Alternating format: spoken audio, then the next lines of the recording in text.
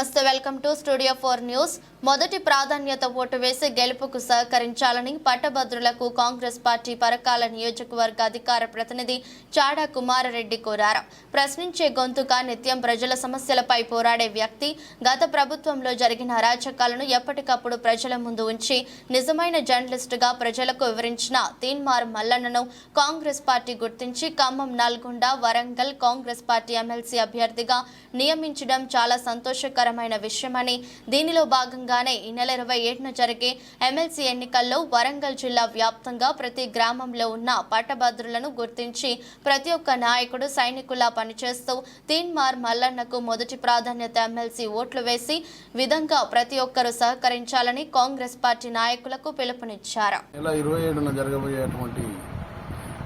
వరంగల్, ఖమ్మం, నల్గొండ పట్టభద్రుల నియోజకవర్గ ఎన్నిక సందర్భంగా పట్టభద్రులందరికీ నేను చేసే విజ్ఞప్తి ఏంటంటే, ఈనాడు కాంగ్రెస్ పార్టీ తరఫున తీన్మార్ మల్లన్నను బరిలో నిలపడం జరిగింది. తీన్మార్ మల్లన్ననే ఎందుకు పెట్టాల్సి వచ్చిందో ప్రజలందరికీ తెలుసు. గత 9 సంవత్సరాలుగా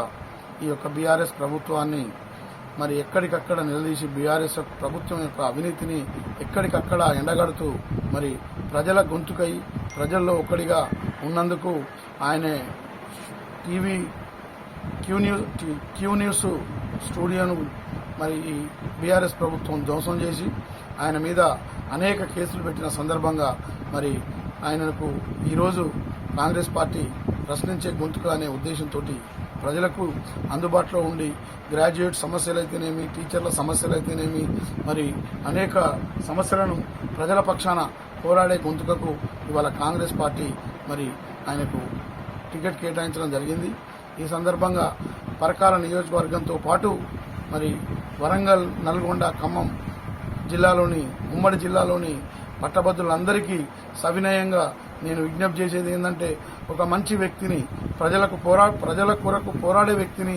ప్రజల్లో ఒక మనిషిగా ఉన్న వ్యక్తిని, నిరాడంబరుడు, మరి సమస్య ఎక్కడ ఉంటే అక్కడ ఈ ప్రశ్నించే గొంతుగా వచ్చి మరి అనేక సందర్భాలల్లో మరి ప్రజలకు సాయం చేసినటువంటి వ్యక్తిని రేపు మనం పట్టభద్రుల నియోజకవర్గం నుంచి ఎమ్మెల్సీగా ఎన్నుకుంటే రేపు మరి విధానసభలో మరి ప్రజల గురించి పోరాడతాడు, ప్రజల కొరకు పనిచేస్తాడని ఈ సందర్భంగా విజ్ఞప్తి చేస్తూ, మరి ఈరోజు గత ఎన్నికల్లో కూడా మీ అందరికీ తెలుసు,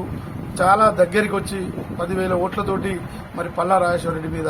ఇతను ఓడిపోవడం జరిగింది. ఆ రోజు పూర్తిగా అధికార బలంతో, ప్రభుత్వ బలంతో